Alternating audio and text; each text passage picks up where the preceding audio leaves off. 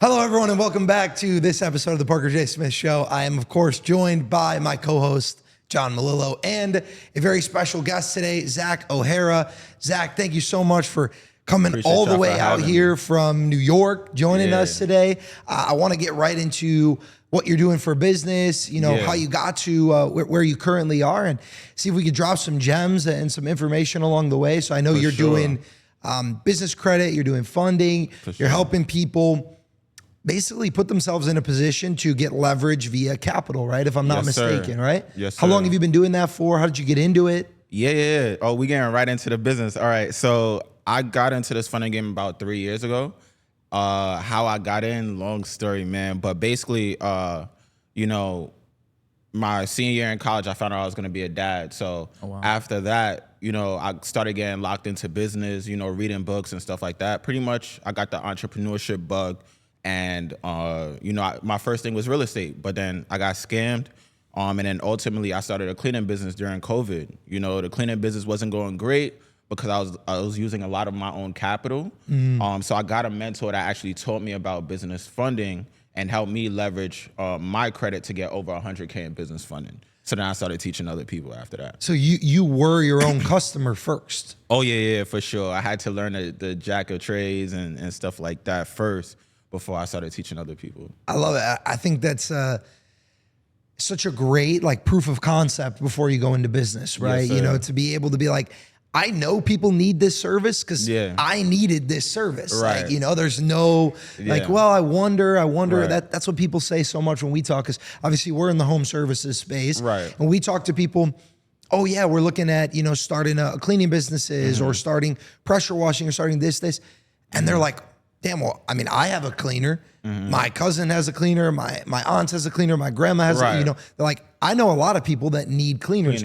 That gives you that proof of concept to then be like, all right, this is a business, bro. Like people need this. Right. So you use the same strategies or similar strategies that you're helping other people now to kind of get your own businesses off the ground. For sure. What did you do with that first 100K in funding that you got? Oh man, I wouldn't lie to you to say if it was all good, but I use it to ultimately change industries. So I was in the cleaning industry, like I said, for about 2 years prior to getting the capital, and it was a whirlwind, using my own money to start up everything. I was working as a teacher. I still am as well, but I was working as a teacher, and I was using all of my checks to basically support the business, and I was using the revenue to pay cleaners, and I was using the contractor route. Like I wasn't hiring employees; I was using a subcontractor route, and it just became too much. And going to cleaning jobs and stuff like that, it became too much for me and my schedule. So ultimately, I shifted into business funding, and I used that first 100K to invest into a mentor that taught me the game of funding, how to operate the business, other mentorships, running ads. I still use the capital to this day, real estate, stuff like that. Did you have to fix your credit before you got into funding, or did you already have a good credit? Nah, yeah. My mom, and I don't mean to cut you off, but my mom actually scared me with credit. She scared me straight, honestly, because she was like, "Oh, don't use credit cards." My mom is from Jamaica. I'm a first generation American, actually. So, with credit, she always taught me like, "Yo, use it wisely. Don't go crazy with it." And that's what I did all through college. I only used it to buy little stuff that I could afford. I didn't go out and take trips I couldn't afford and stuff like that. So I had a very good credit score when I was getting funded. Honestly, man, in my opinion and in my experience, you got to start with a very healthy respect for credit. Yeah. Some people go from no real understanding to then being like, damn, I could get access to all this capital. I could go do this, that, especially when you start throwing around tens of thousands of dollars. That is really how people end up in a lifetime of debt. They really can. We talk about generational wealth. I'm talking about generational debt. When you got 200K on a 26% APR credit card, you're in trouble, man. Yeah, and that was the thing with me. And my mom told me very early, yo, listen, don't overspend on these credit cards. If you get to a point where you can't pay it back, you're gonna be paying that 30% interest. So that's a motto I stick to today. With the business funding side, though, it's more so I'm using it to invest into to grow and scale my businesses. So even with that, with people, when we get them funded, when we ask them, what they're going to use the funds for, we tell them listen, don't go too crazy. do one thing at a time, recoup back the funds, pay it off, and then use the rest. You have 12 months to be able to pay this money back most of the time, you know, depending on what cards we go for. So that's what we try to teach our clients too. Yeah, and you have to understand that no money is free money, right? Funding, leverage, credit, all that stuff is excellent, but nothing is free. You know, and I feel like there are so many people that kind of try to present it as like, you get 100K for free. And it's like, no. You get 100K as a tool so that you could go make 120, pay back the 100, and now you've got the 20. Now you could go and roll in, yes. Exactly. And then that's your real capital that you can use to grow and expand from there. Yeah. Listen, most businesses, let's say, for example, cleaning, that's the service that you guys are in. You don't need really more than 20,000 to operate that. You know, you could do your first ad campaign. You could hire your first cleaners and, you know, pretty much start and scale the business with less than 20K. A lot of people are talking about 50K, but that's why the banks are changing now. I mean, in this time right now, because everybody's talking about 50K, 100K, and people are defaulting on the debt, and it's, you know, creating this cycle where banks are having to change how they offer, you know, their products. So we're cognizant of that, and we're helping our clients the right way. Yeah, I keep seeing on like Twitter, like every 2 months, I feel like I see another highlight, like a headline that's like, personal credit card and business credit card debt is at an all-time high. Like, it's crazy, like how many people are just like in debt right now to credit. Oh, and it's because they don't understand how to leverage it properly, and they don't understand how to mitigate risk. And these people are, most of the time, they're in business for the first time, so they don't know how to operate a business the right way. That's why I say, you got to pay to play. You got to get a mentor that's going to teach you step by step how to operate your business correctly. Like you guys team up with people, you partner with people to help them scale their businesses the right way. You guys had a few guests on. Andrew, he shows people how to help people scale their business the right way, you know? Yeah, so, like we talked about on the Cash Flow Cruise, you had a mentor, I had a mentor, I was his mentor, like, and we're on this room today, like, people need to understand that, like, it's not a bad idea to find someone that is either in a better spot than you, and you kind of want to, like, emulate what they're doing, or they're like, doing really well in something that you also want to be well at too, whether it's credit or starting a cleaning business or any kind of business, really. Like, you got to just invest in yourself at the end of the day. Absolutely. And we're going to come back to the business side. First, I kind of want to dive more into you. You know, two things jump out at me right away. First thing, your last name is Ohara, and you're a guy living in New York from Jamaica. So I'm Jamaican, I'm black. My name is Zachary Ohara. Pretty much my aunt, she's a nurse, and you know, she was in the delivery room. I guess this is the story.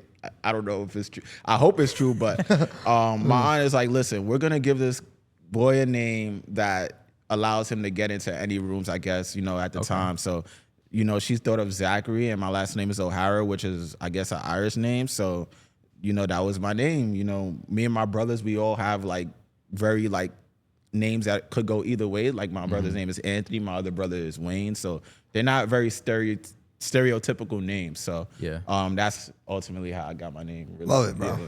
I love it. I think you know, there is a lot of power in having a nice name, and I mean, my dad said he spent like literally 6 months trying to think of my name before I was born. Like they had this long ass list of like 1,000 names, and they whittled it down to like 2 names before I was born. I think it was either Parker or Carter.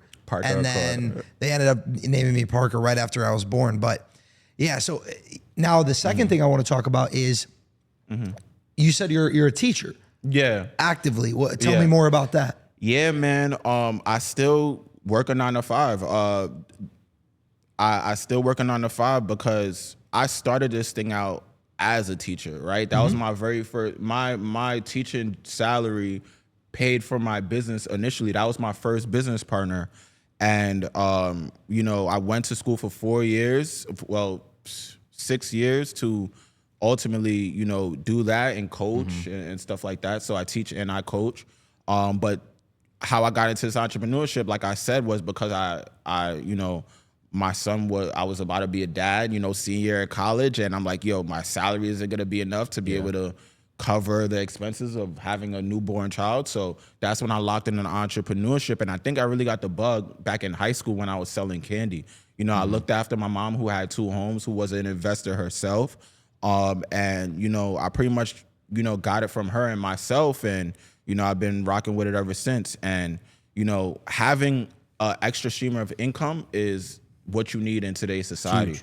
So until I get to that point where, you know, my job is hindering me from running this business, I think I'm going to still do it because I still love teaching. Obviously, you have those days when you want to take off and and not do the job, but, you know, it's been rewarding so far. So, and I love that, dude. Yeah. I think one, it's your story's very real. Yeah. Like, and that's a beautiful thing. There's a lot of people, especially you get in front of a camera and you want to like over glamorize everything and make everything look so sexy. And so you're like, no, bro, I got a degree. Yeah. I'm using my degree for a career that I enjoy. And I'm using that career to help fund businesses that are my long-term game. Like that is how you're supposed to do entrepreneurship. And invest in real estate, you know, and, you know, do things that my family wasn't able to do. You know, I make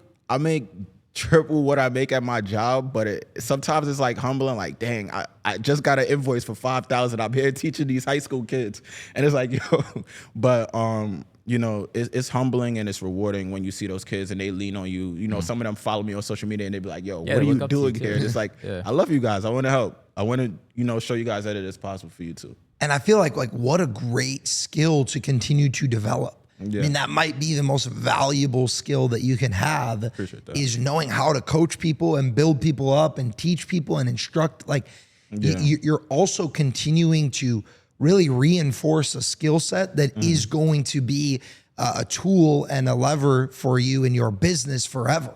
I mean, being someone who can break information down and make it more palatable for a rookie, for a novice, being someone who can help other people get through difficult spells of time, like those are the foundational tools of teaching, which ultimately are the foundational tools of coaching and mentoring and any business as well. Like that's going to serve you so well when you have employees. It's going to serve you well with your clients. It's going to serve you well in everything that you do, man. For sure. Appreciate that. Yeah, man.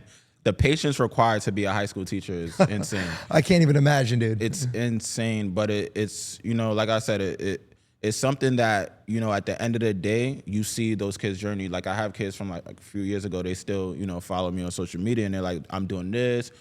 How can you help me with this? Or they may have a question about something financially and, you know, they still look to me to help them, not more sense in teaching phys ed or whatever, you know, in high school, but more so on the financial side now, and just being that mentor for them is cool. And it also helps with business too. And it's cool too, because you see like online or like me personally, like a lot of people like in our friend group say like, oh, like when I went to college or when I went to high school, like they never taught us how to like pay taxes or how to like start a business, like anything entrepreneur. And like you're a teacher, you're in the industry, you're allowing to be able to provide that value for a lot of these people too, which is cool. And I mean, personally, man, I never had a teacher that was like openly an entrepreneur. Yeah. I never had a teacher that like cared about or talked about anything like that. And those would have been conversations I would have loved to have been able to have. Or even just have somebody that I already like, that I already look up to in some way, be distributing content that I can watch and be, you know, I think it shouldn't be lost on you or on anyone, like the impact that you can have by being someone who, you know, you're like, hey, I know I'm a teacher and I'm not afraid to also put out there that I have this business and that I'm building this and that, you know, I want to be in both worlds at the same time. Like, you don't have to pigeonhole yourself because you're Zach. You're not a teacher. You're not a business owner. Zach is a dad, a son, a friend, a teacher, a business owner, all these things. And you're like, I could be all of that at once. Right. And like I said, to this day, my son is my inspiration, right? So he's 6 now, you know, he's coming up, he's playing multiple sports. I want to be able to be there for, you know, to help him, you know, maybe go D1 or, you know, play overseas or play in, you know, the league or whatever the case may be. I want to be there for that journey. So ultimately, entrepreneurship is going to be, you know, the thing that I'm doing so that I could buy back my time to be with him. So that's what I'm creating right now. That's what I'm building. Were you an athlete growing up? Like Yeah, for sure. I grew up playing basketball. Okay. Self-taught because my dad wasn't in the household. My dad was working 12-hour shifts a day. He's in he's in the like construction space, so he's working 12 shifts a day. My mom is a single mom. She's working all day too.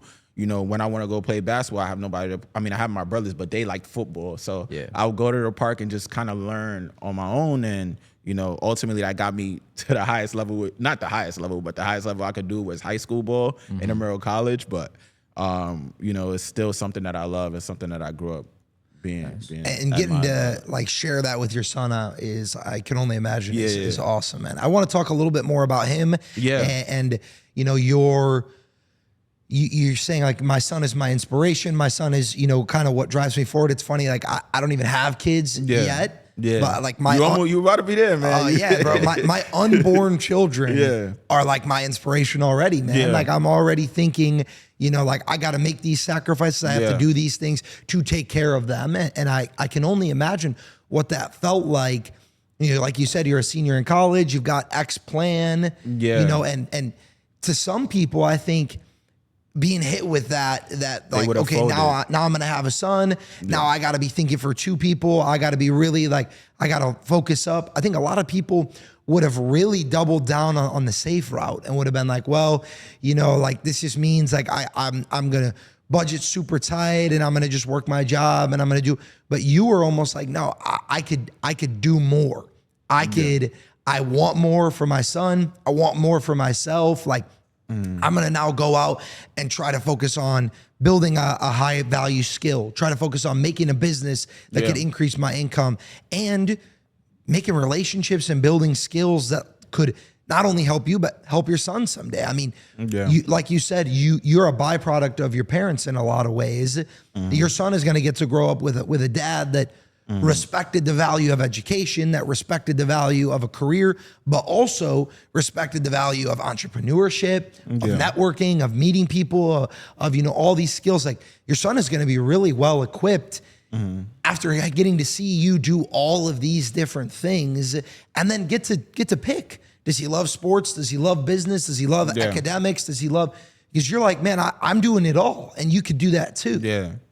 Yeah, man. The discipline that you learn from sports, all the values that have you guys grew up playing sports? Absolutely. You played professional soccer. I remember that. So those values that you get from playing those sports, the characteristics you build on, those are gonna take you for life. I'm sure your discipline and all that stuff show up today and how you operate your business. 100%. And those are the things that I want him to take on, so that when he's in business or whatever he decides to do, he's gonna be successful at it.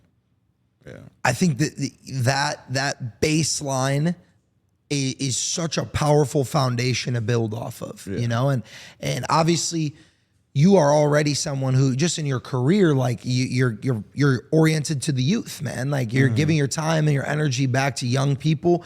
To have that in your son's life as well, man. Like I think your son's gonna be a killer, bro. Like whatever he ends up doing, whether he leans heavy on sports or business or whatever it is, I'm excited for him. What's your son's name? Zachary too. There you go. Zachary Jr.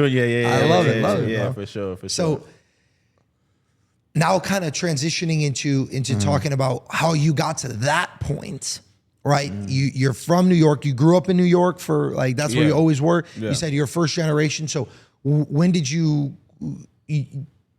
started, I know you said you got this entrepreneurial bug in high school. You were playing sports. You're playing basketball in high school. Selling candy, working a job at Burger King. Like I was doing it all, man, back in even high school because my parents couldn't afford it. So junior year, I had to get a job at Burger King to be able to support myself. I bought my first pair of sneakers, bought my first pair of Jordans, as a teenager.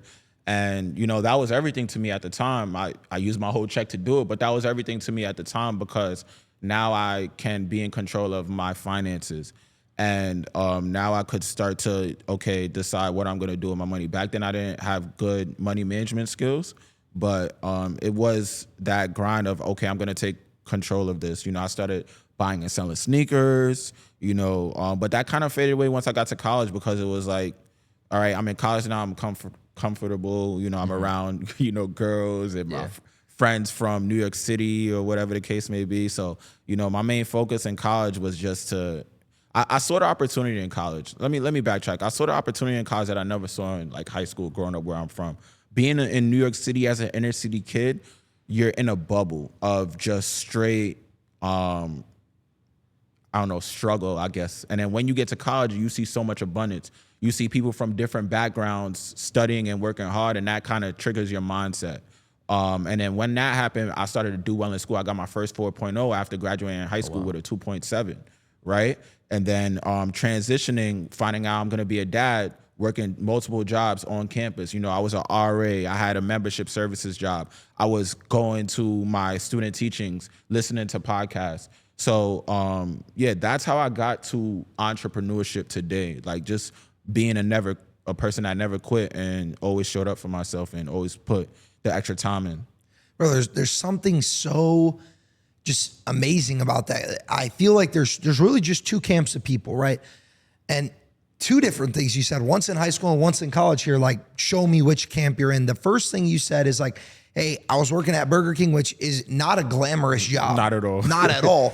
But you said you got that paycheck, you bought your first pair of Jordans, and that opened up something in your mind of being like, man, I can really control what I can go and do. When I have money, I have a little bit of power, I have a little control or even just autonomy over my life. Exactly. The second thing was you said, hey, coming from more of a struggle-based environment to now getting to college, seeing a broader scope, seeing people studying, working hard, getting good grades, and that inspired you to then focus up, take your schoolwork more seriously, and that goes on from there. It really just shows when you're met with this challenge, which, you know, let's be honest, working, that's a challenge, man. Studying, locking in, getting stuff done you got to do for school, that's a challenge. There's only two different ways to face that. There's the people who get that first job and they're like, oh my God, I got to work for money now. Like, this is horrible. And then there are people who get that first job and they say, wait, I can buy the shit that I want if I work hard, if I focus up. Same thing, you get to school. You get to college, there are people who are like, damn, I really got to study and like I got to manage all these classes I got to do. This sucks. And then there are people who are like, wait. I saw it as an opportunity. Yes, exactly. You saw that and you're like, wait, if I focus up here, man, I can really control my destiny. I can control what doors I unlock, what rooms I get in. And if you have that just like self-efficacy, this ability to be like, I'm the master of my own destiny. I drive my own boat. I drive my own ship. There's so much power and just strength in viewing these things that other people might view as a chore or a burden as power. Yeah. I mean, you have to view your life that way. Yeah, man. And now with business and everything that I'm doing, now it's more so God is my focus more so. And, you know, stop trying. It's funny how you say control. So now I'm trying to let go of control and let him, you know, guide me in the right direction to how I could scale this thing, how I could, you know, help more people, how I could be more honest in the funding game to be able to help people scale their businesses and grow to a level that's helpful for them and for me too in the same sense. Well, and it's because your foundation is built on all the right things, right, bro? I mean, your guide is God. There's no better guide than that. Your reasoning, your drive, your motivation comes from your son, your family. There's no better motivation than that, right? And then you're not afraid of the work. You're not afraid of the effort, of the stuff that other people don't want to do. I mean, you have those three things working together. You have the divine hand leading you. You've got the purest, most real form of motivation. And you're not afraid of the work. Like, how can you fail at that point, man? No you can't. Just got to show up. Just got to show up every day. And that's the main thing, right? Keeping the main thing. I love that. I don't know who said it first, but I think LeBron says it, like, keep the main thing. So whatever your daily non-negotiables are, just focus on that, and whatever the results are, you live with them, right? 100%. You know, whether it's, you know, I got to reach out to this many clients a day, whether it's, you know, you got to do this many calls or you got to reach out to this many potential affiliates. You just do the work and live with the results, and understand that when you go to bed at night, you put in the work, and you know, tomorrow's another day, another opportunity from God to be successful. That's why, you know, I think I'm blessed. Every day you wake up, you have another opportunity to be great. I love that, man.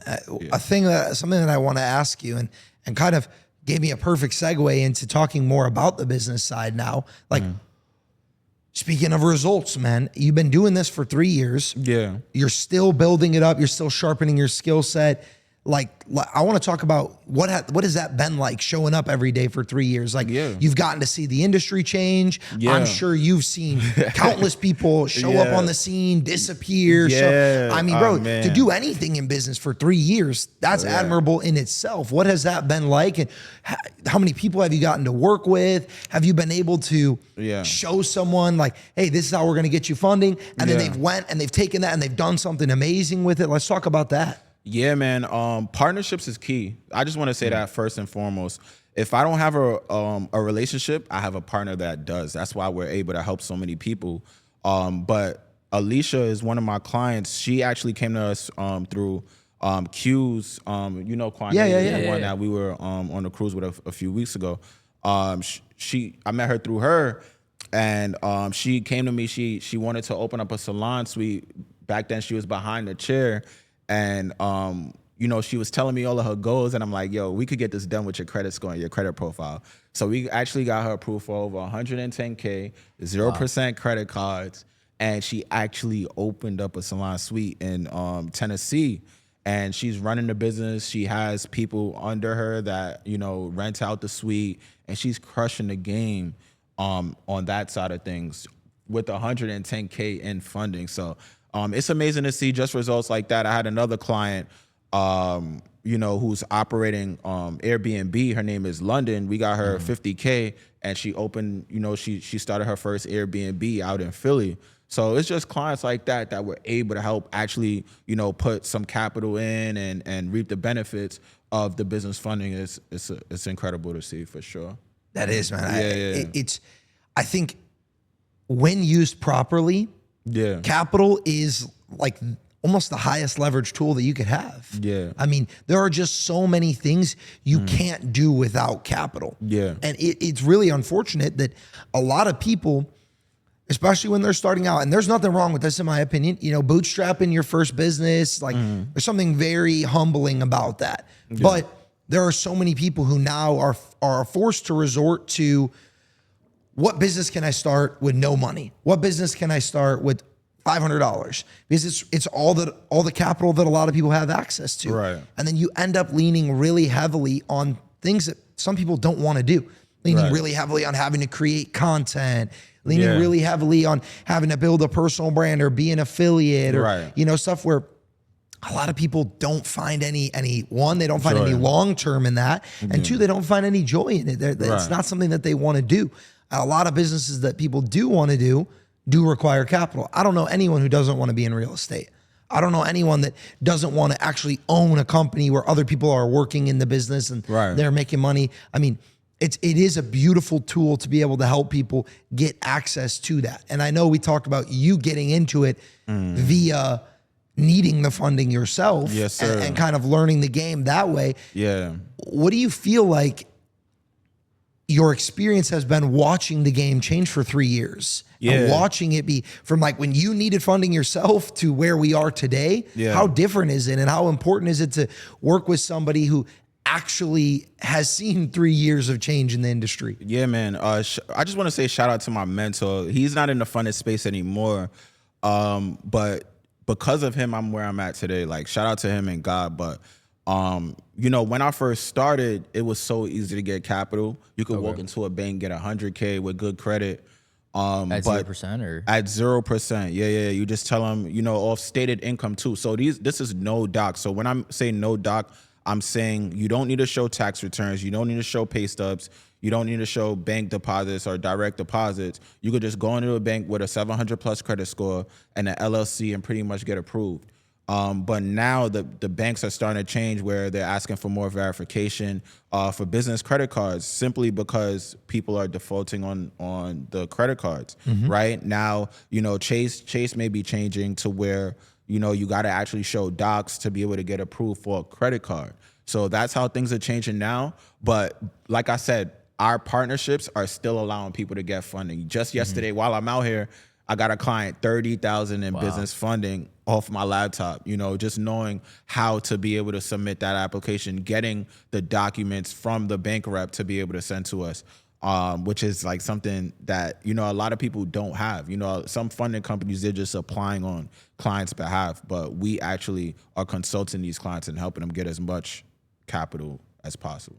That was actually a question that I was just going to bring up. So I'm glad you kind of brought us there already. But what does that process look like, right? Like, you don't have to give us all the game, but you know, like I come to you, I'm like, hey, Zach, I want to start, an Airbnb business. I need like $50K to, you know, put as a down payment and get furniture on this unit that I want to, you know, start Airbnb out. You sit down with me and we do applications together, or you just take my info and you go do it? Yeah. Are you going to credit cards first, and then if we need to actually get loans next? What does that look like? It all depends on what the client's needs are, right? So we do a consultation first just to figure out what your goal is, how much capital you're looking to get, and what you're gonna do with the capital. Once we figure that out, we pretty much have a system that we can strategically go and apply for banks. The first bank that we usually go for is Chase, because they have the 524 rule or 424 rule. I forget the 524. Yep. It's a 524 to where you can't, if you apply to 5 banks in the past 24 months, they're not going to approve you. So we go there first because, you know, they give out the most capital, and, you know, we don't want to apply to everything else and then go there because they may decline it off rip. So we go there, and pretty much with that bank, we're able to get people what they want, whether it's 30 to 50K, but sometimes people want more. If they want more, we strategically go to banks from each bureau. So, you know, you have your Experian, Equifax, and you have your TransUnion. So let's say, you know, we get the 30K from Chase Bank. Then we're going to go to Key Bank because they pull from TransUnion, and we don't want, you know, Experian to be able to see that we're applying to another bank. So we're going to one bank from each bureau so that they don't, you know, get too many inquiries from one bureau and get denied because of that, right? So we go to three banks, one from each bureau, and then we help them, you know, essentially get up to 100 or 200K in funding. How long does this whole process take for making the round robin to like all the different kinds of banks? Like you got Chase and now you're going to Experian. Yeah. Is it like a month or is it a couple weeks? Yeah. It could take, so for example, Alicia, it took about 2 to 3 months essentially. Okay. And that's because you got to be strategic with how, you know, you're applying for these loans and these credit cards, right? So, I would say about 30 to 90 days is going to take. Okay. Because I remember we were trying to get credit from Chase because we were starting another business, and I thought that I was going to get approved for 100K. And long story short, I only got approved for, what card was that? The unlimited card or the cash card? Yeah. It was for 30 grand, 0% for 12 months, but I only got 30K. And then I didn't know about like Experian or TransUnion. You could double dip. So I called them and I was like, hey, I want a credit line increase. And because I haven't spent any of the money on that card yet, long story short, they didn't give me any credit increase. And then I just ended it there. And I've used that card. But so I'm about to give you some game right now. You ready? Yes, please. Yeah. So in between applying, you have to remove the inquiry. So we have someone on our team that removes the inquiries as well as we're applying. You know, so let's say for Chase, we go in, we apply, client gets approved. We just have our VA remove the inquiry, and then we do what's called a double dip. So Chase has a double dip where they have multiple cards you could get from them. So they have the Chase Inc. and then they have the Chase Inc. Unlimited. Yep. So you still probably could go ahead and get that second card with Chase. Just remove that inquiry and then reapply. And then, you know, with the other same LLC, like same business. Same LLC. Just make sure you probably should have the PDF from when you first applied, or if not, just use the same numbers and go ahead and apply. You might get approved for another maybe 10, 20, you know, for sure. I love that, man. I actually kind of want to, you know, start to get into a little bit of game on the credit side. I've been on the credit side for a long time, but more on the personal credit side, right? Yeah. So I'm curious to kind of give a little game on the personal side, get a little game on the business side. Yeah. And maybe our viewers, like, maybe they never really got game on credit. They don't really know much. So let's start with, from a broad stroke, somebody is like very new in credit. They're super young. maybe they're 18 years old, 20 years old, maybe they're 16 years old, and they want to start, let's say 18 plus, so they can get their own cards. Yeah. All right, dang. So, right. Let's start there. What are the first three things that someone should do? All right, so I'm gonna give you from a personal perspective, right? Well, kind of from a personal perspective, but the first thing you should do if you're 18 or even 16, and if your parents have good credit, have them add you as an authorized user. It's pretty simple. Have them add you as an authorized user, right? That's gonna start to build your credit up off rip if they have good credit or if they have a high limit credit card. And then after you have somebody add you as an authorized user, now you can qualify for primary cards. Think of primary cards like your Chase credit cards, Chase Freedom, Discover cards, right? If you're in college, you could get a Discover card because they pretty much give it to college students. Yep, that was my first card too, from personal experience. Discover It, that's the one. Discover It, right? So get you one of those cards, and every week you're gonna buy food, right? You're a college student, you're in high school, whatever the case may be. Buy food with it, pay it off right away. Don't worry about you want to keep it at 10%, whatever. Just build that relationship with the bank for about, 6 to 12 months or whatever, because you're a young kid. You don't have to go for crazy credit cards, that quick. After that, then you go and you apply for the second one, right? Do the same thing all over again, right? After 90 days, ask them for a credit limit increase. Tell them like, hey, I've been doing good business with you guys. I would like to keep my relationship with you. Would it be possible if I get a credit limit increase? And if they give you an inquiry, all you gotta do is call up Experian and say, hey, listen, I got an inquiry on my report. I don't authorize this inquiry. Can you guys get it removed? And they'll go ahead and they'll remove it within 48 hours, essentially. So you do that, you continuously do that until you have about 3 to 5 cards, right? Then you could go out and get your first personal loan.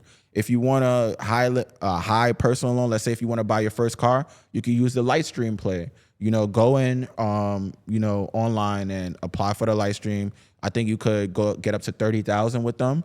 And then once you're approved, take that approval and go to the car dealership and get your first car. You don't need nothing crazy.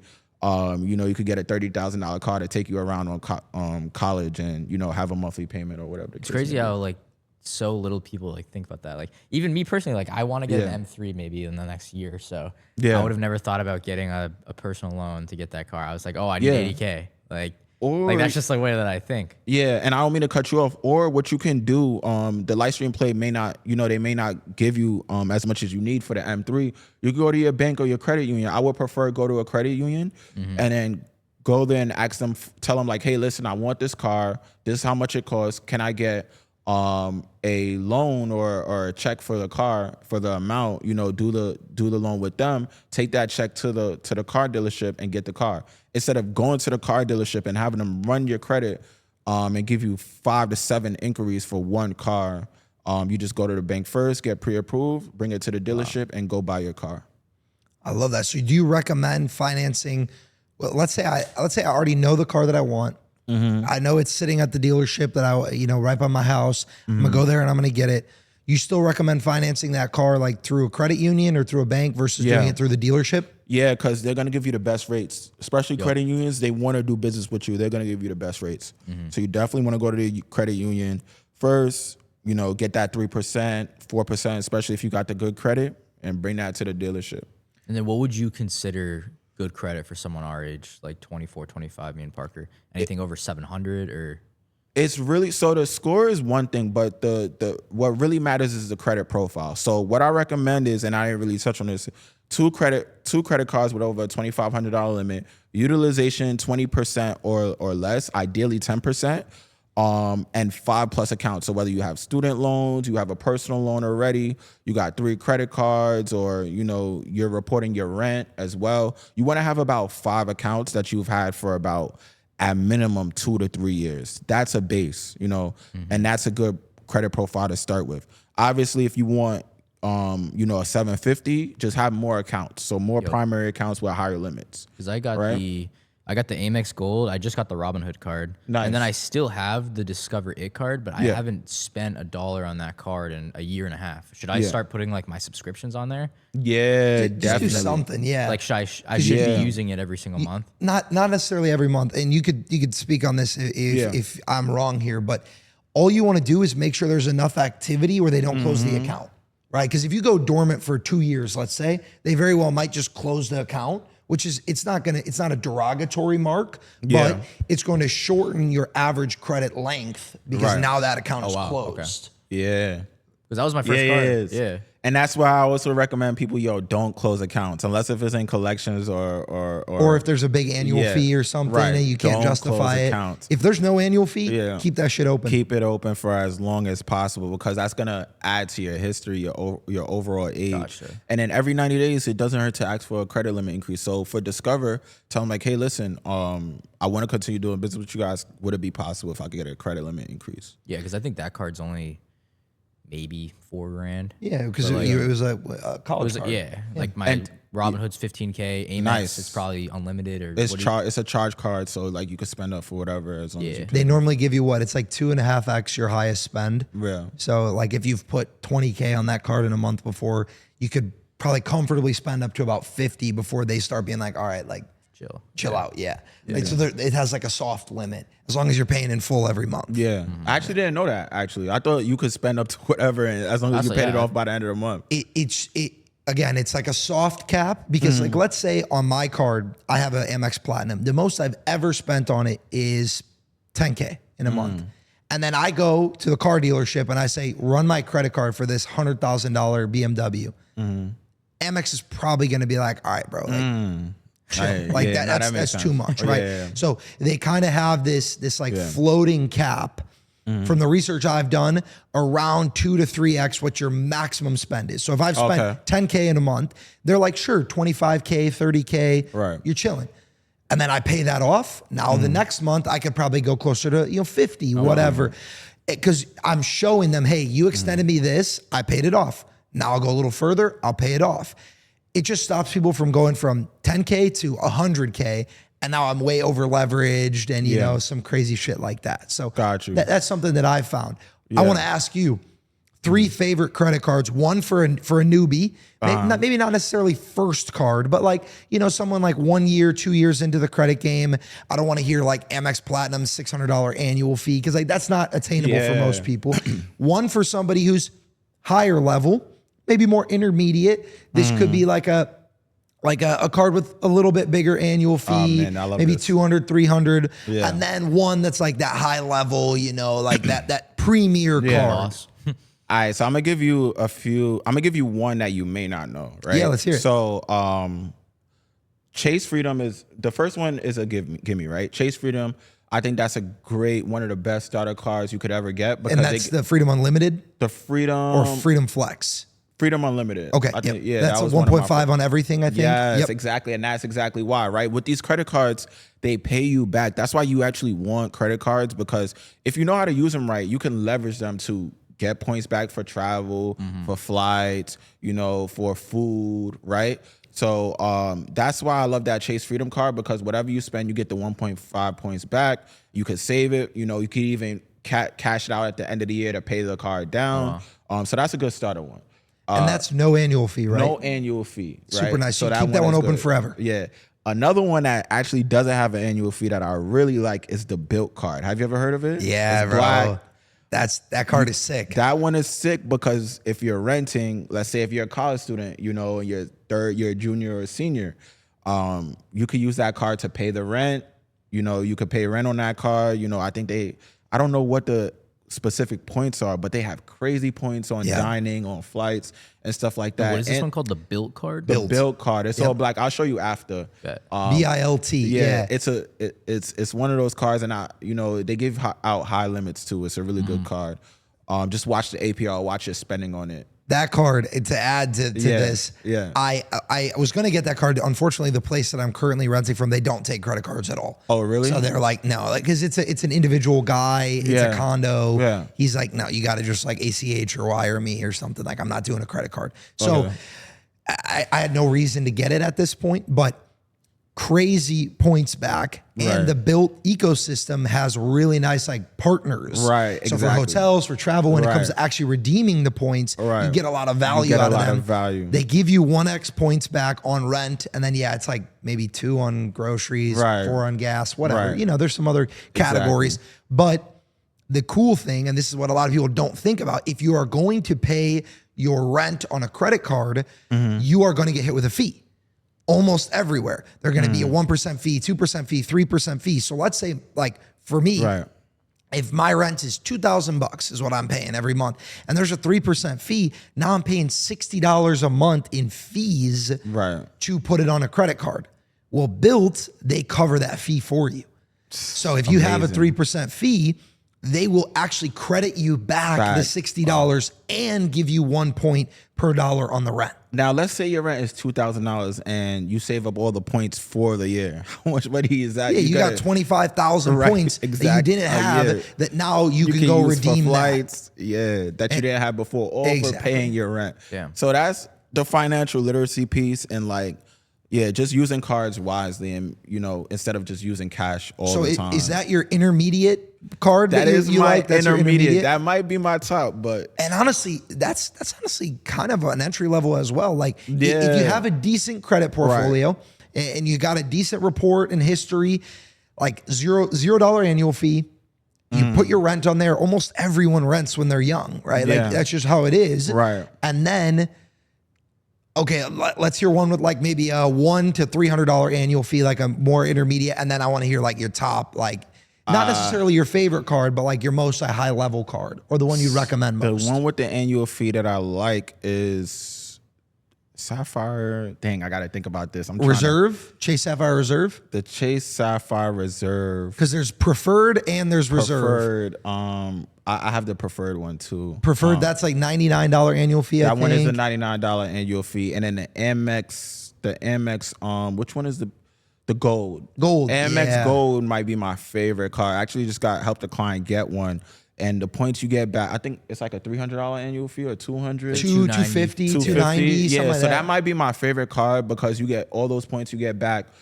For traveling, dining. I think it's more so for dining. I think it's 4x on dining, 4x on groceries, and then I think it's like 2x on travel. I gotta figure out the specifics on these, but I just know like that card is major stacked, when it comes man.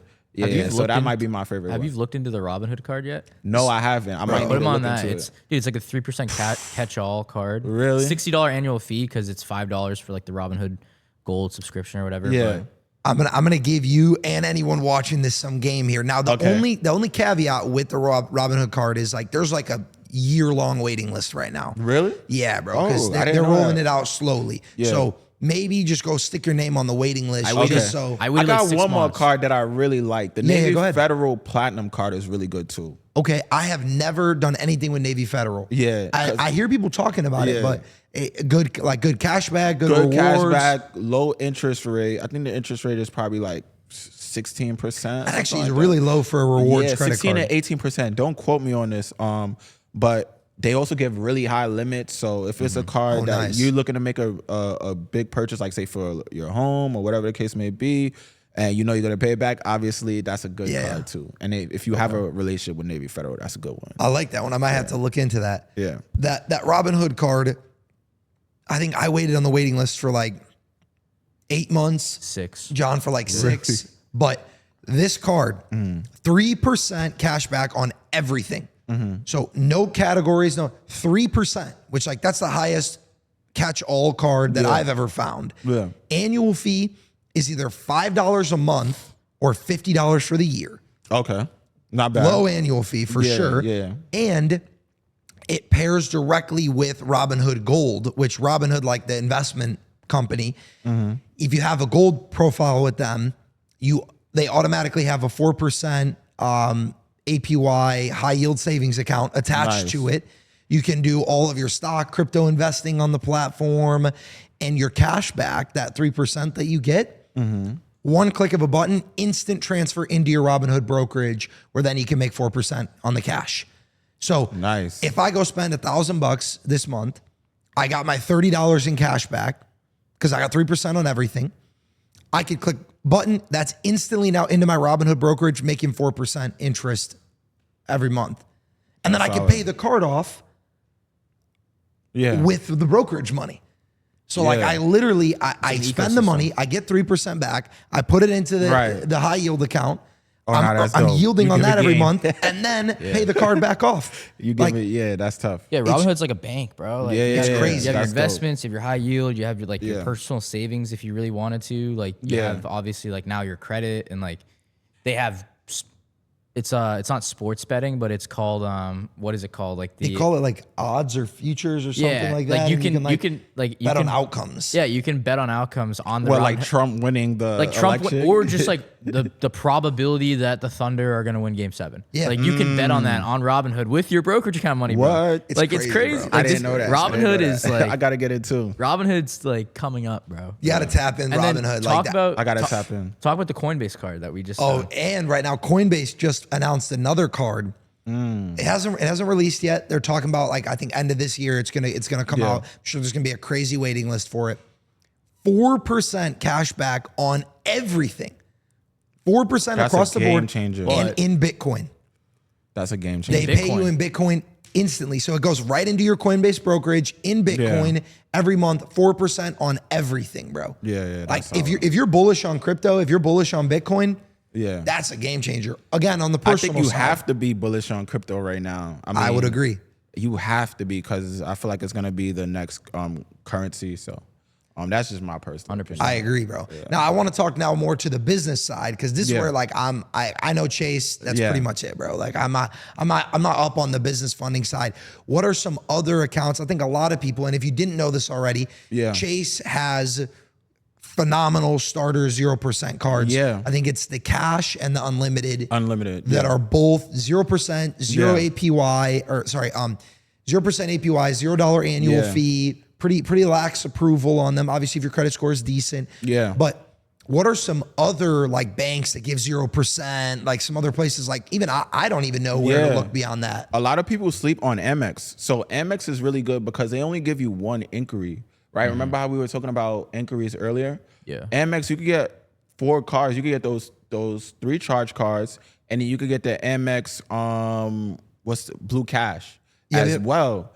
So you could get 4 cards for 1 inquiry, and they give crazy limits too. They give up to 20K, 25K. I've seen on some cases if they have a really good credit score and they have revenue coming in. Another good card is Another good bank is Citizens Bank. It's more so on the East Coast, but they do 0% for 35K. Let's see, Truist. I like Truist. Because you could do the call and you could get up to 25K with them. And then Elon Financial Banks, as well. Elon Financial Banks, they're really good. They're in your area. And you could get up probably like another 25K from those banks as well.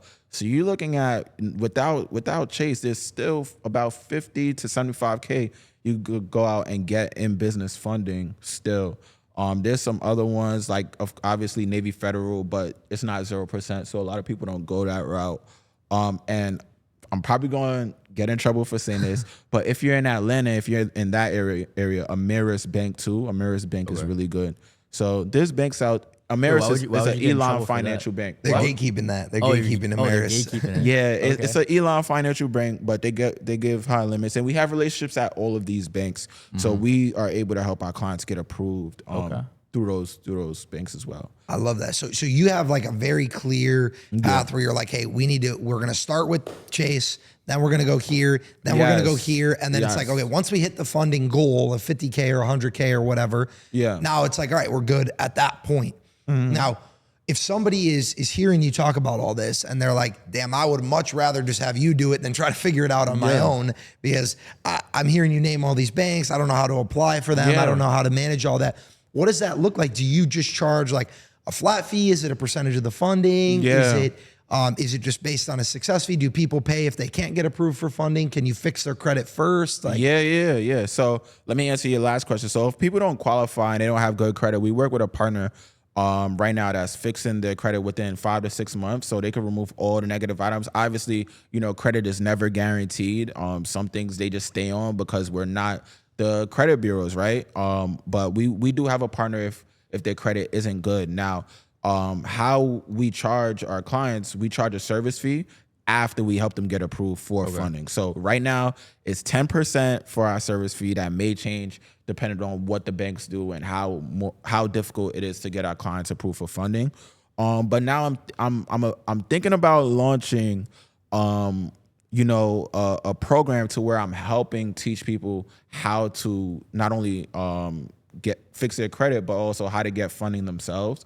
So you could be, one thing is to, I forget the term, but one thing is to, just do all the funding for somebody, but you also want to be able to teach people so they could go out and fish for themselves, essentially, Absolutely. right? I forget that term. Yeah, but it's better to teach people to fish than just fish for them or give them the fish. Right. It's better. Yeah. So I want to teach people how to fish for them for their own funding, and also if they want, be able to teach other people too. Which is crazy value, but. I want to be able to do that, so I'm thinking about launching a program to where we teach. Yeah, bro, sign me up. I'll pay whatever that is. We'll probably join that. Yeah, bro. Because we have even us with people that we work with for starting home service businesses. I'm sure a lot of them that didn't start working with us would have loved to have an opportunity to get approved for funding. Yeah, we don't know how to do that. And the service side of things is our clients, they don't have to lift a finger. We pretty much do all the work for them. Now it's getting a little bit more difficult, so we do have some of our clients going into banks.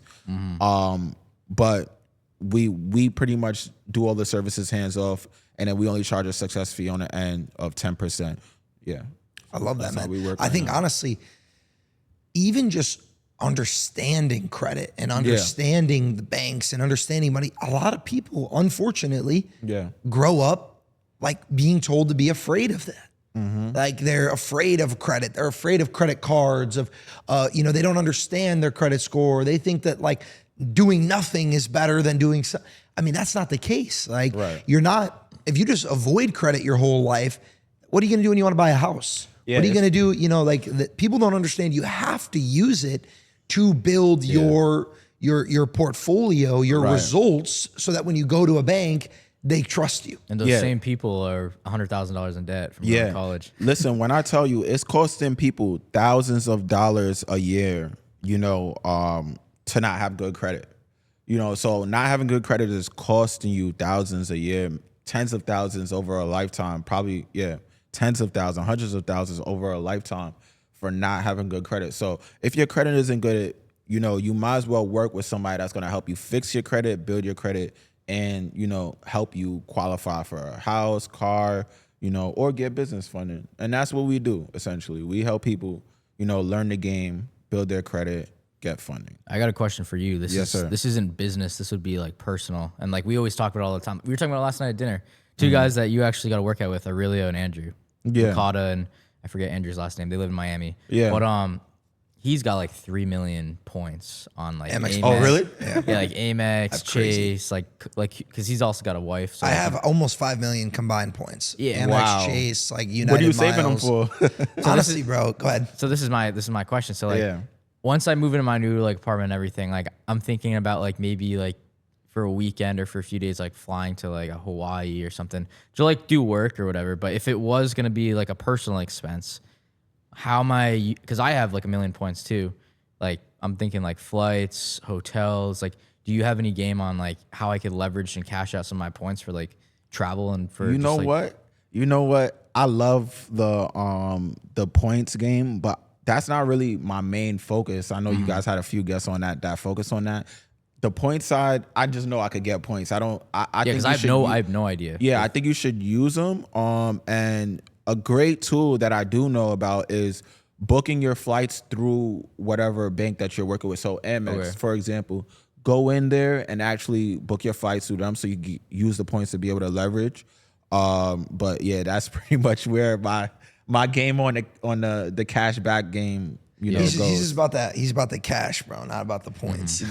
I use them obviously, bro, but I don't know specific methods to get more points or to save on travel other than just buy it, whatever you're gonna get it through the platform. I got 3. Yeah, really quick, because I'm not trying to steal your spotlight, but I love credit, bro. I love the credit game. So, first thing, and this might be some game for you or for your clients as well. especially with certain banks like Amex. This is where I have the most experience with this. Yeah. Every 12 to 18 months, you can go in. It'd be more like every 12 months when you're about to have your next annual fee hit. The first year, it's going to be less likely. When you're about to have your annual fee hit, go reach out to customer support and ask for a retention offer. Okay. If it's a paid card, if there's a card with an annual fee, so let's say it's like a Amex Gold $199 or it's an Amex Gold, it's $250, and you say, hey, I love my Amex Gold card, but you know I have another credit card that gives me the same points back, but it has a lower annual fee. So it's hard for me to justify spending this much again this year. Do you have a retention offer is what it's called. And there are a lot of times where they will actually say, you know what? If you keep the card and you renew for another year, we'll give you an additional 50,000 points this year. Oh, really? Or we'll give you an additional 30,000 points That's game this year. because I'm only using my Robinhood card right now. Exactly. Like right? I haven't touched my Amex Gold since I've got my Robinhood card. Really? So like I could legitimately ask for a retention offer. You could actually go in and be like, hey, I want to have the spend here. I want to keep this card, but I can't justify the $250 annual fee anymore. Can you give me a retention offer? And they'll probably say, okay, you got to spend $6K in the next 3 months. Like they'll give you like a minimum spend requirement. That's but tough. They will give you more points, even though it's not a sign-up bonus. It's a retention offer. That's dope. So that's a little bit of game. Second piece of game, personal side, when it comes to redeeming your points, if you want to maximize the value when redeeming, best thing you can do, again, on the personal side, I'm not as keen on the business side, but best thing that you can do is use the travel partners of that bank. So Amex, let's say, has a travel partnership with Hilton, or they have a travel partner with United, or they have a travel. If you transfer those Amex points into that partner's currency, oftentimes they'll have like a bonus. So really, if you have 100,000 Amex points and you want to go fly on United first class to Tokyo, whatever, right? And you oftentimes they'll have a bonus where it's like, okay, if you transfer from Amex points to United, you could turn 100,000 Amex points into 120,000 United miles. They'll give you like a 1.2x multiplier, or sometimes a 1.5, sometimes a 2x multiplier. Wow. And then now you've got 120,000 United miles for 100,000 Amex points. Yeah. In my experience, the worst way that you can redeem points is like gift cards or statement credit. Just because they're only going to give you like 0.7 cents per point or 1 cent per point. That's what you would do? When I was in college, bro, like if I had like $1,000 Amex statement, I'm like, fuck. I would go to like the members or like the rewards or whatever, and I would use my points to pay for my credit card. Yeah. That's it. I don't do that anymore though. And it's not like when I say worst, like that's not a bad. It's not a bad thing. But you just get the lowest value for the Especially if you're traveling. Especially if you're traveling. Yeah. I've made that mistake before in the past too, but now I only use it for travel. Yeah. How long would you guys say is a good time to save up all those points? Well, for him, it's like you have your honeymoon. Yeah, for me, I've been saving for my honeymoon. Because like if you have a business, that's a good you're way probably to save. gonna just be spending because you want to be able to write it off. Exactly. So like save your points for like a personal expense, like something that you can't justify as like a business write off. Or like another thing that I've looked into is like can I use those flights or use those miles as like a gift? Because like if I'm going to travel, I'm pretty much always traveling for business. Yeah. So I can always buy it and then write it off. Right. Which is great. You can't write off miles, unfortunately. Right. You have to actually buy the flight and then write it off. But like, let's say I want to take my mom and my dad to Hawaii on vacation. Yeah. And I preload my account, my United account with 300,000 miles. And then I book all 3 flights with miles. That's a better way to redeem those points because I can't write off my mom's flight to Hawaii, right? Like if I go on a personal trip, I'm gonna write it off. I'm gonna pay it in cash. Right. But when it comes to like buying things or gifts for other people, then I feel like redeeming is kind of the way to go there. If you have the ability to do so. So some other questions that I have for you. Yeah. Maybe someone like myself, like John, like you. You've been in the credit game for a little while. You got a decent score. You have a good understanding of it. I have never had like a large personal loan. I've never had a large auto loan. And I'm looking at houses now, right? I'm looking at buying a house. How is the bank going to view my credit report and my history differently? Or like, what are some things I could do to be approved for a better, APR on like buying a home or buying an investment property or something like that? Yeah. Considering I've never had a large loan from the bank. Yeah. Like I got high credit limits, and I've never done a loan or something. So quick, easy thing you could do is just you could get a pre-approval from a local credit union. So All-In Credit Union or Dover Federal Credit Unions, they give great personal loans, and it's a pre-approval. So you could go in. What a pre-approval means is you could essentially go in, apply for the loan and see if you get approved first before you even take a hit on you get an inquiry. So you can see if you qualify before you even go through with the application. So those are good credit unions you could go to get another personal loan. What the personal loan will do, it sort of acts as like a type of loan that the banks like, especially for homes, right? Now, when you're looking for an investment property, because I was in real estate for a little bit and I understand it, they more so want to see what the investment looks like, and that's going to determine your rate on that side. But if it's just a home, I would say get a personal loan 6 months before you get the house, just to have that type of item on your credit. And would it be better for me to have a paid off personal loan or an active personal loan? An active one is always good. You definitely always want to have an active. You could pay it down to 90% and then just pay the rest off, month to month, because they like to see that you've had some type of installment debt as well. So I like that. Okay. Yeah. So especially because normally you're only paying the APR on what the balance is, right? So if I go out and I get a $50K personal loan and I pay off $45K of it and I just leave $5K, like, I'm going to have an interest rate on that $5K, but it's not going to be anything crazy. It's not that crazy, exactly. And I'm building the thickness of my credit profile and making myself look like a better lender to the bank. Exactly. And then also authorized users can't hurt as well. Having an authorized user on your profile from, let's say, your parents, is definitely going to help you. It's going to give you that extra boost. That's going to help you, have the lowest interest rate possible. Interesting. Okay. Yeah. I love that, man. I think there's so many levels to this game. And so I love many, it, man. I love it. Just learning about it on a daily basis and being a student to the whole game of credit and funding is essential for sure for business owners and people that are, everyday people too. So. No, it's something that I definitely think I need to know more about. Yeah. And you know what? It gets to a point where you can obsess over the details forever. Like you could be like, oh, I gotta, like, bro, there was a time period where I had like 15 credit cards and I literally had like written on like, use this card for gas, use this card for groceries, use this. And I'm like thumbing through all my cards in the checkout line. And like, eventually I got to a point where I'm like, this is a little ridiculous. Like, I don't need to be doing all this, I need to get like 2 cards, 3 cards really maybe that you really love. And like, I use this one for travel, this one for groceries, this one for everything else. Right. You just reminded me of something, the Apple Card. Ooh, That's another really good one too. I love the Apple Card. I don't think I got approved for that like years ago. Crazy, bro. And I think there's a method where you could, the Apple Card I love because, obviously as business owners, we use Apple a lot. Sure, we use Apple products for our laptops, probably for our team, whatever the case is.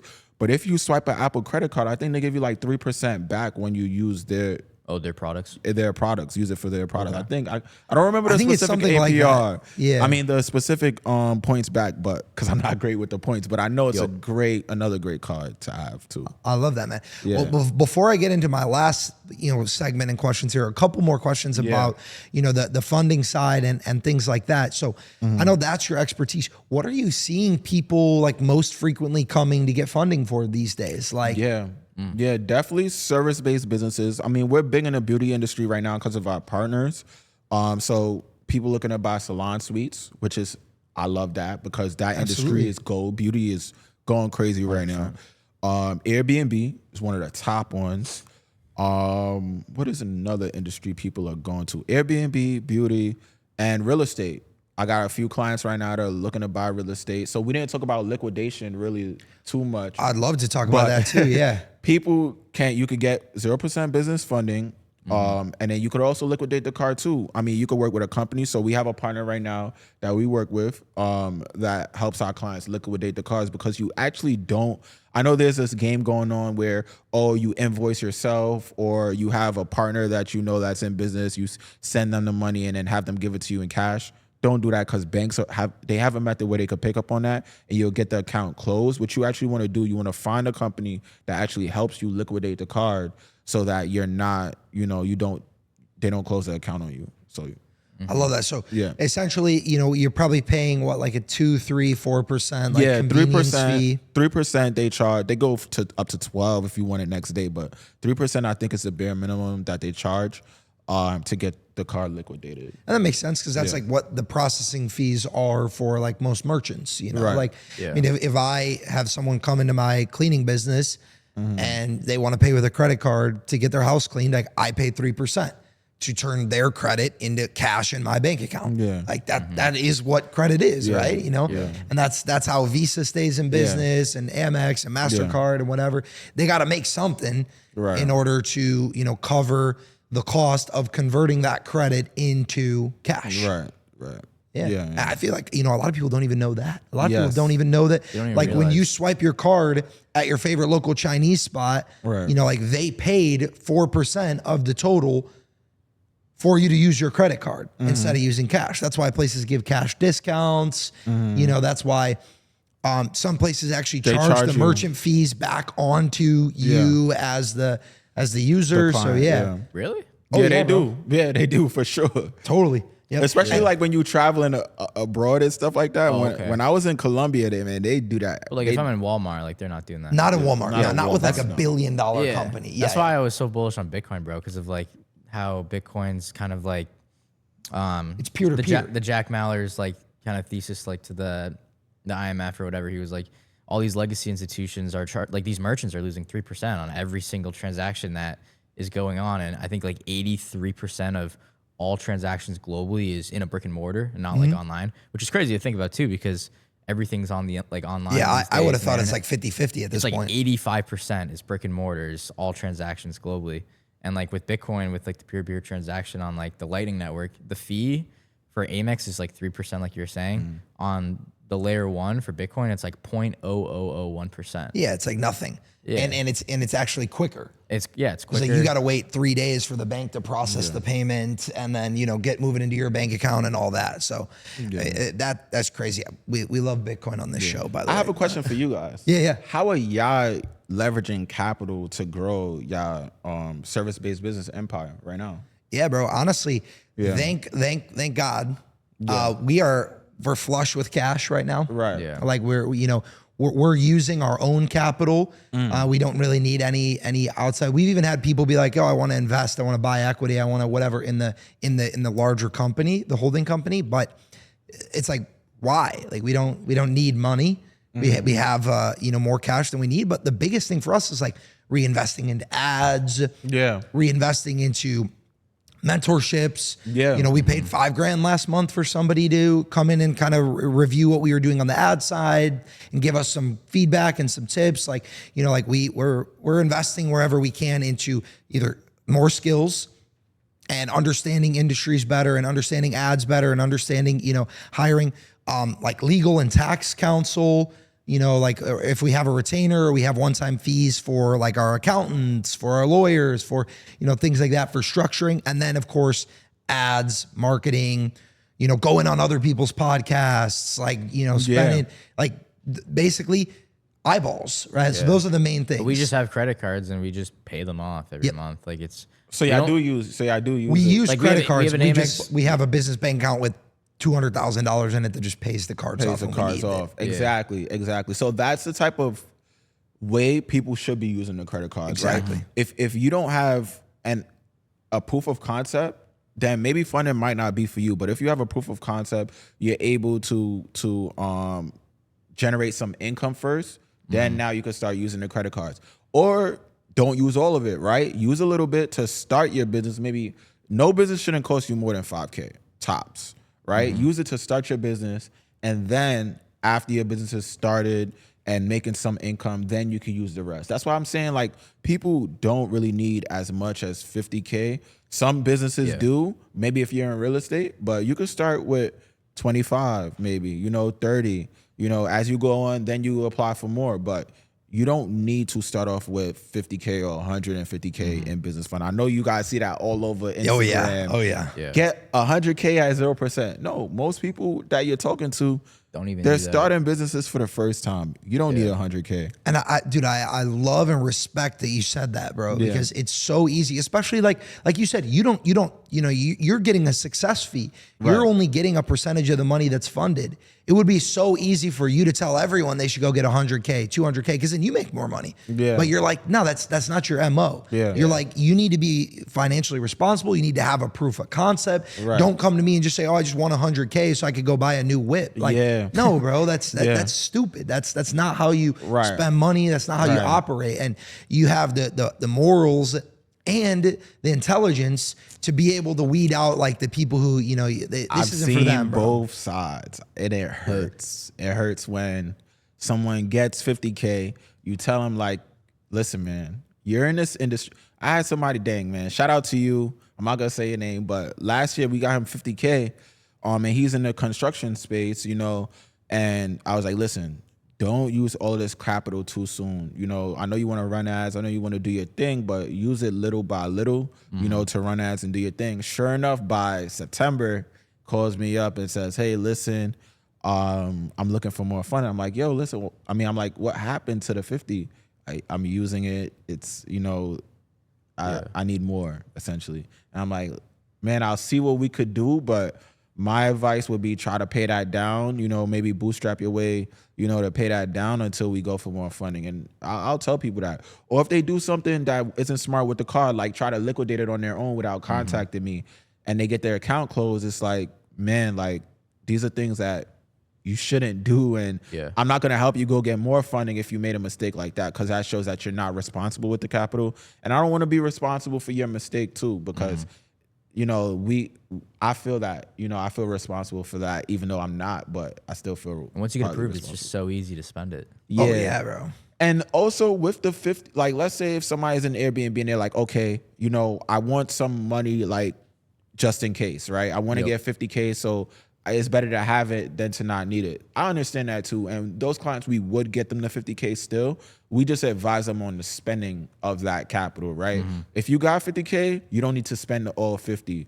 And the bank isn't going to charge you interest on all of the 50. They're only going to charge you interest on what you use. And then also, last thing I want to say, you can also do a balance transfer on other 0% cards too. We didn't get to touch on it, but you could do what's called a balance transfer. So one thing that I did when I got approved, my actual first card was the Amex, right? I got 20K from them, the Blue Cash, right? And then I was using that card to operate my business for a year, and it was coming up on that 12 month mark, and I had like 9K that I used for the card, right?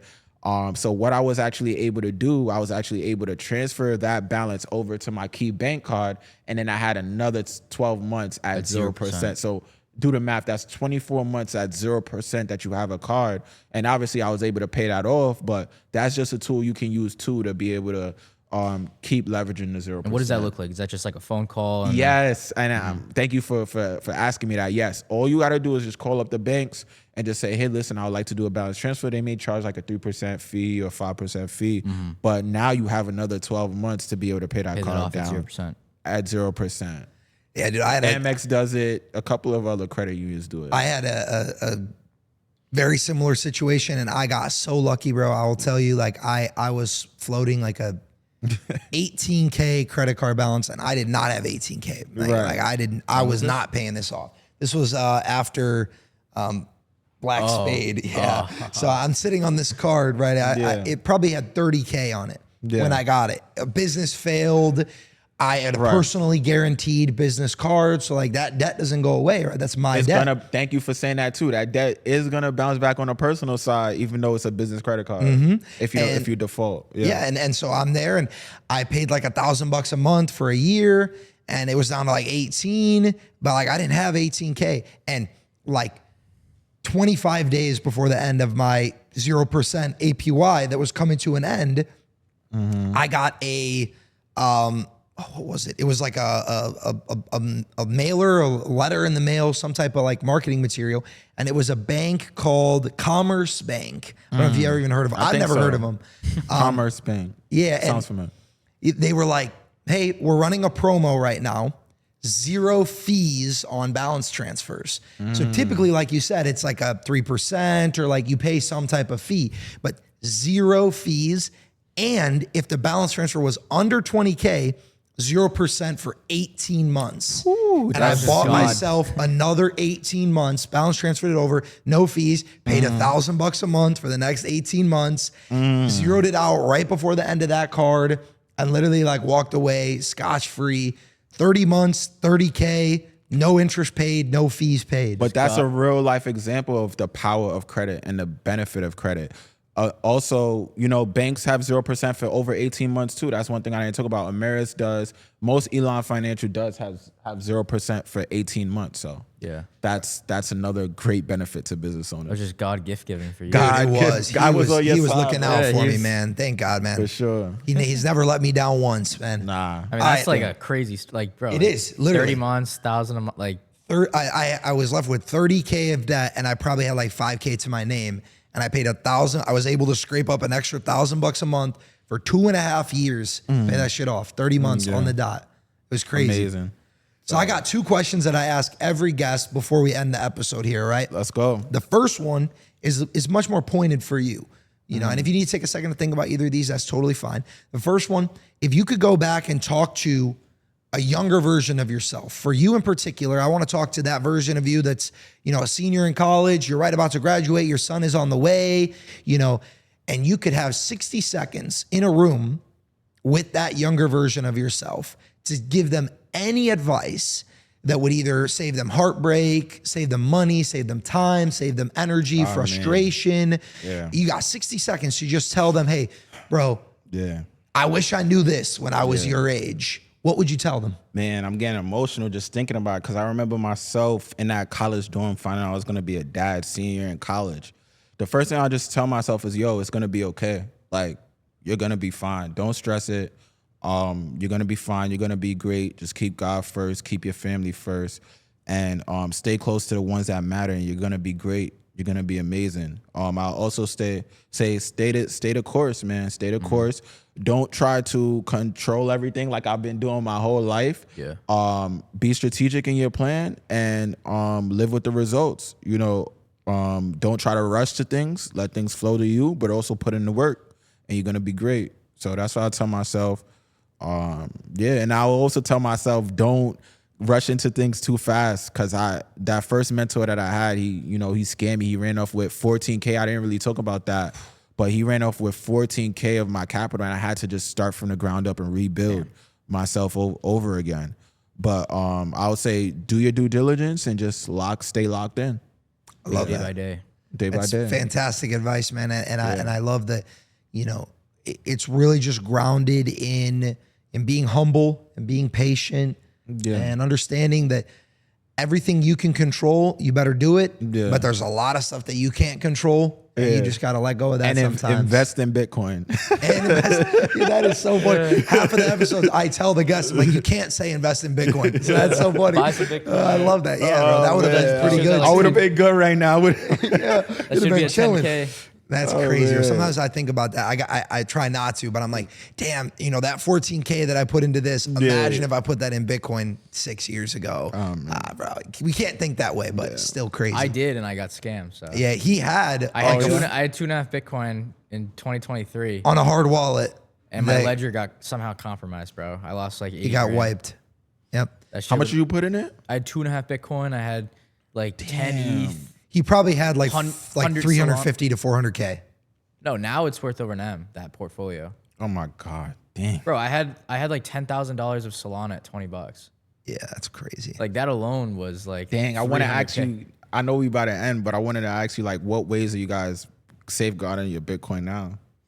I mean, I just Trust Wallet, Trust Wallet. There's some good wallets. I don't use cold storage anymore after that. John, he's a nut about the cold storage. I think cold storage is still fine. You just have to be like absolutely no connections to anything ever, and you have to buy directly from like Ledger or Trezor. Like you can't like buy that on Amazon or like buy that like go directly to the manufacturer, buy directly from the manufacturer, set it up on, you know, your like wherever you're transferring the money from, like that should be a clean wallet. Right. Your cold storage should be clean. It should never be connected to anything.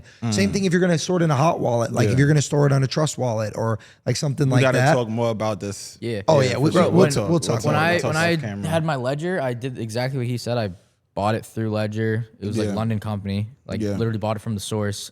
I spent $1,300 on a PC that I only used for that Ledger.